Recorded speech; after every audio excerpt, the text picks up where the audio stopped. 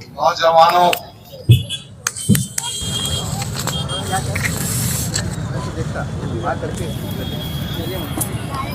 मेरी पर्दा नशीन माओ बहनों, अस्सलाम वालेकुम। यह एक इंतखाबी जलसा है। हम आपके सामने वोट मांगने के लिए जमा हुए हैं। सच बात तो यह है कि कल ही मौलाना मोहतरम सज्जाद नोमानी साहब ने कुछ फैसला किया। मैं ये बात बताना चाहता हूं, मौलाना मोहतरम सज्जाद नोमानी साहब एक बैनुल-अक़वामी आलम दीन और बैनुल-अक़वामी शख्सियत है। एक बात मैंने वीडियो में देखा था, हमास के जो नेता थे, हमास के जो कायद थे, जिनको हाल ही में शहीद किया गया, इस्माइल हानिया,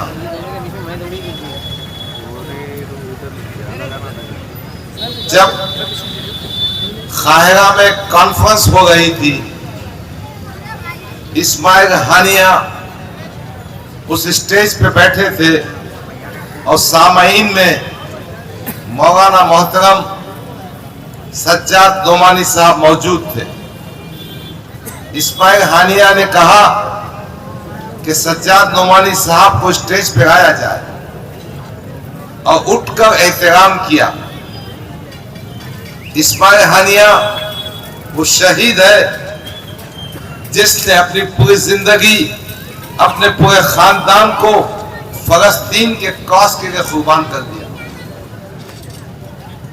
सज्जाद नोमानी साहब ने मुझे सुनाया,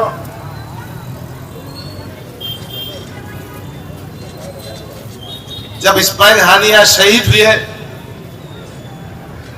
तो सज्जाद नोमानी साहब ने इस्माइल हानिया की बीवी को फोन किया और ताज़ियत का पैगाम देना चाहा।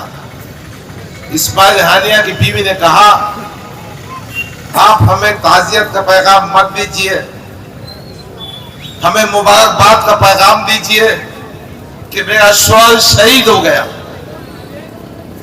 वो सज्जाद नोमानी साहब, इनकी कद्र कीमत आलम इस्लाम में, अजीज़ान गिरामी, उलमाए किराम बहुत ज्यादा है, काबिल एहतराम है, नबी के वारिस है और उनकी इज्जत और एहतराम करना हमारे अकीदे का जुज है, मेरे आका का हुक्म है।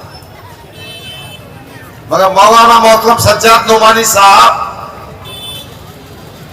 वो अजीम शख्सियत है जिन्होंने हिंदुस्तान की सियासत में करवट पैदा की। 2024 के पार्लियामेंट्री इंतखाबात में जब मंजूर सज्जाद नोमानी साहब, ये मंजूर नोमानी के फर्जंद है, लखनऊ के रहने वाले हैं, इनके वालिद भी बहुत जय्यद आलिम हुआ करते थे, एक मैगजीन निकालते थे अल फुरकान। तो सज्जाद नोमानी साहब ने महसूस किया कि 2014 में 2019 में कहीं ना कहीं ये बात हो गई है कि नरेंद्र मोदी ताकत पर आ रहा है, बहुत ज्यादा ताकत से आ रहा है, शरीयत में मदाखलत कर रहा है, हिंदुस्तान के दस्तूर में तब्दीली चाहता है, मुसलमानों के वजूद शनाख्त, उनकी शरीयत को खतरा है। तो सज्जाद नोमानी साहब ने इंडियन नेशनल डेमोक्रेटिक अलायंस को बनाया। ये जो इंडिया है ना, जिसमें कांग्रेस पार्टी भी है, समाजवादी पार्टी भी है, आम आदमी पार्टी भी है, उद्धव ठाकरे भी है, शरद पवार भी है, इनको एक जगह लाने वाली शख्सियत का नाम है मौलाना मोहतरम सज्जाद नोमानी साहब। और ये सज्जाद नोमानी साहब की कोशिशें थी कि जो भारतीय जनता पार्टी 400 पार की बात कर रही थी, वो समेट कर 240 पर आ गई। वो अपनी ताकत पर दिल्ली में हुकूमत नहीं बना सके, उनको जेडीयू जनता दल यूनाइटेड नीतीश कुमार की जरूरत पड़ी, उनको तेलुगु देशम चंद्रबाबू नायडू की जरूरत पड़ी। तो ये अजीम शख्सियत है और इनका नेटवर्क इस कोशिश में लगा हुआ है कि फिस्ताई ताकतें, फिरका परस्त ताकतें, वो ताकतें जो अक़लियतों की, मुसलमानों की दुश्मन है, वो ताकतें जो दस्तूर को बनाना चाहती है, वो ताकतें जो औकाफी जायदाद पर कब्जा करना चाहती हैं, उनको खत्म करना है।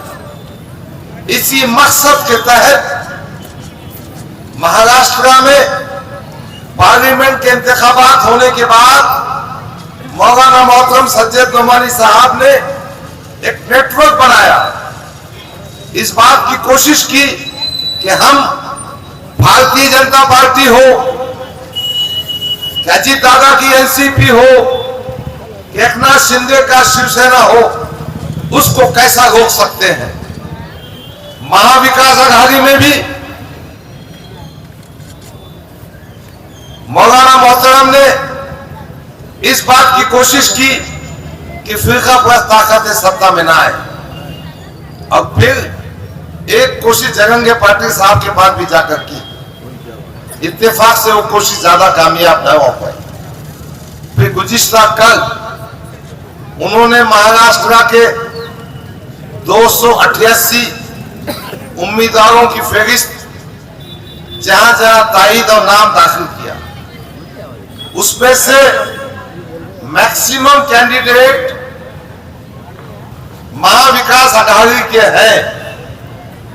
17 मुकामात ऐसे हैं जब महाविकास आघाड़ी का उम्मीदवार नहीं है, उसमें से औरंगाबाद ईस्ट भी है। औरंगाबाद ईस्ट में उन्होंने समाजवादी पार्टी के उम्मीदवार मुझे तायीद की है। मैं आप तमाम की जानिब से, मैं अपनी जानिब से, मेरी पार्टी की जानिब से और मेरे तमाम साथियों की जानिब से दिल की गहराइयों से मौलाना सज्जाद नोमानी का शुक्रिया अदा करता हूं। मगर एक बात मैं कहना चाहता हूं, जो हजरात फोटो में बैठकर ये बताना चाहते हैं कि हम उलमाए किराम और सज्जाद नोमानी के जूतों के पास बैठते हैं, उन्होंने भी कुछ सबक लेना चाहिए। सज्जाद नोमानी का फैसला आने के बाद तिरमिराहट व्हाट्सएप और फेसबुक पर ऐसे ऐसे कमेंट, भाई पार्लियामेंट के इंतखाबात में जब सज्जाद नोमानी ने कहा आप उनको वोट दे सकते हैं, तो जब सज्जाद नोमानी बड़े आदमी थे और जब सर्वे की बुनियाद पर, मशवरे की बुनियाद पर, साथियों के मशवरे पर फैसला किया, चूंकि फैसला आपके खिलाफ गया है, आपको पसंद नहीं आया, मैं इस मंच से कहना चाहता हूं आप इख्तिलाफ कर सकते हैं, मगर न मैं न आप या मिल्लत के गयूम नौजवान उनको माफ करेंगे जो हमारे उम्मा की बेइज्जती करें। इख्तिलाफ हो भी सकता है, आप दूसरा फैसला ले भी सकते हैं, मगर उलमाए किराम की एहतराम और शान में हम गुस्ताखी बर्दाश्त नहीं करेंगे और हमारे खिलाफ जो प्रोपेगेंडा करने वाले हैं वो उलमाए किराम की शान में गुस्ताखी कर रहे हैं। मैं इस मंच से गुजारिश करता हूं कि इन सियासी नेताओं को जो उलमाए किराम की शान में गुस्ताखी कर रहे हैं, उनको उनकी औकात बताओ, उनको उनकी हैसियत बताओ, उनको बताओ कि हमारे आलिम दीन हमारे नबी के वारिस होते हैं, उनकी राय से इख्तिलाफ हो सकता है, मगर उनकी बेइज्जती करना, उन पे झूठे इल्जाम लगाना, उनकी तौहीन करना, व्हाट्सएप पे गंदी गंदी बातें करना, कोई गैरतमंद मुसलमान, वो मुसलमान जो आका नामदार हजरत मोहम्मद मुस्तफा सल्लल्लाहु अलैहि वसल्लम सरवर कौनाइन को मानता है, उनको बर्दाश्त नहीं करेगा। और सियासत में रास्ता ये होता है कि उनकी धूल चटाओ और जमानत जब्त करा दो। अजीजा ने गिरामी, आज मैं मशरिकी हल्के में घूम रहा हूं, लोगों से मुलाकातें कर रहा हूं। इंशाअल्लाह हम भारी अक्सरियत से कामयाब होंगे। आज मराठा समाज चिंतन कर रहा है और उनका रुझान हमारी जानिब है, समाजवादी पार्टी की जानिब है। तो इंशाअल्लाह ताला हम मराठों के वोट ले लेंगे। दलित समाज से हमारा संबंध है, वो हमारे साथ में आएंगे, यकीनन उनके भी वोट लेंगे। और एक बात मैं वादा करने आपके सामने आया हूं कि मैं आपके बीच में 10 साल से था, है और रहूंगा। मैं आपके सुख दुख में, आपकी परेशानियों में हमेशा आपके साथ रहूंगा। और ये कहने आया हूं कि जहां जरूरत पड़ेगी मैं पुलिस स्टेशन आपके वास्ते आऊंगा, आपकी नुमाइंदगी करूंगा।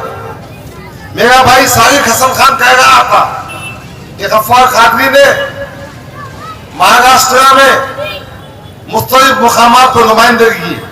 ये हकीकत है, ये सच्चाई है। जहां जहां मॉब लिंचिंग हुई मैं वहां पहुंचा, मैंने कोई एहसान नहीं किया, मैंने अपना फर्ज निभाया। जहां जहां फसादात हुए, जहां जहां मुसलमानों पर जुल्म हुआ, मैं वहां पहुंचा। मशरक़ी हल्का भी मेरा हल्का है। मैं 10 साल से मेहनत कर रहा हूं। हमारी मेहनतों के नतीजे में 250 वोटर्स रजिस्ट्रेशन कैंप की वजह से आज इस हल्के में 1,46,000 मुसलमान वोटर्स हैं। 10 साल हमने मेहनत करना, हमने बीज बोना, हमने फसल उगाना और फल खाने तुम वहां से यहां कूद जाएंगे, ये हम बर्दाश्त नहीं करेंगे। और यही एहसास हर आदमी के दिल में है, यही गुस्सा हर वोटर के दिल में है कि भाई आप जानोगा सेंटर में, और अगर मुझे टिकट नहीं देना था तो मुझसे कह दिए होते। पर बातें बहुत गंभीर है, स्टोरी आपको मालूम है। मैं एक बात कहने का चाहता हूं कि आप समाजवादी की जो निशानी साइकिल है उसका बटन 5वें नंबर पर है। 20 तारीख को अपने वोटों की कसीर तादाद दीजिए, हम अतु साले को दफन कर देंगे। गुज़िश्ता 2 वक्तों में ये नाथुराम गोडसे की औलाद, ये भारतीय जनता पार्टी का उम्मीदवार, ये आरएसएस का एजेंट हमारे सर पर मुसल्लत था। हम इन इंतखाबात में इसको धूल चटाएंगे, इसको शिकस्त देंगे। बस आपकी मदद चाहिए, आपकी दुआएं चाहिए, आपकी सरपरस्ती चाहिए, आपकी ताईद चाहिए। बस यही गुजारिश करता हूं कि 20 तारीख को अपने घर का एक एक वोट, अगर कोई रिश्तेदार बाहर रहते हैं वो तुमको लेके आइए। और फिर साइकिल का जो निशान 5वें नंबर पर है ईवीएम मशीन पर, वो बटन दबाइए, भारी अक्सरियत से कामयाब कीजिए। इंशाअल्लाह हम इस इलाके में, इस असेंबली के क्षेत्र में तालीम के मैदान में अच्छे स्कूल कायम करेंगे। गवर्नमेंट के जो स्कूल है, कॉर्पोरेशन में जो स्कूल है, उनका मियार इतना ऊंचा करेंगे कि आपको प्राइवेट स्कूल में जाने की जरूरत नहीं और मोटी फीस देने की जरूरत नहीं। अस्पतालों को ठीक करेंगे। पुलिस की वर्दी या पुलिस ऑफिसर जहां कहीं नाइंसाफी करेंगे उसके खिलाफ चट्टान बनकर डट जाएगा। मुझे उम्मीद है कि महाराष्ट्र में महाविकास आघाड़ी की गवर्नमेंट बनेगी और समाजवादी पार्टी महाविकास आघाड़ी का हिस्सा है। औरंगाबाद मुकामी तौर पर कांग्रेस का बहुत ही ढीला कैंडिडेट खड़ा हुआ है। जमानत तो क्या 2000 वोट भी नहीं देगा, जमानत कोई बचने वाली नहीं है। आज समाजवादी पार्टी ने उम्मीदवार देकर कामयाबी का रास्ता बनाया है और जब हम महाविकास आघाड़ी का हिस्सा बनेंगे, सत्ता का हिस्सा बनेंगे, तो हमारा जो देरीना मसाइल है, मुस्लिम नौजवानों की तालीम का मसला, रोजगार का मसला, इनकी तरक्की का मसला यकीनन मुसलमान रिजर्वेशन के माध्यम से पूरा किया जाएगा। हमारी जो कीमती जायदादें हैं औकाफ की, उनको हासिल किया जाएगा और उनका जरिए से कौम और मिल्लत की बहबूद का काम होगा। मैं जानता हूं वक्त कम है, हमारे बीच दूसरे मुखर्रिर भी है। बस आखिर में गुजारिश करता हूं कि 20 तारीख का दिन बहुत अहमियत का दिन है। वोट एक अमानत है, एक शहादत है, एक गवाही है। आप अपने घर से उठिए, शहादत दीजिए कि आप गैरतमंद मुसलमान हैं। आप शहादत दीजिए कि आप उलमा इकराम को मानते हैं। आप शहादत दीजिए कि आप चाहते हैं कि महाराष्ट्र में इस हल्के असेंबली में तरक्की का मामला हो। आप चाहते हैं कि भारतीय जनता पार्टी का सफाया साफ हो। आप चाहते हैं कि नाथूराम गोडसे की औलाद को दफन कर दिया जाए। इसलिए उठिए और 20 तारीख को अपना वोट साइकिल की निशानी, उसका जो बटन नंबर 5 है, उसको दबाइए, कामयाब कीजिए। शुक्रिया, खुदा हाफिज, अस्सलाम वालेकुम।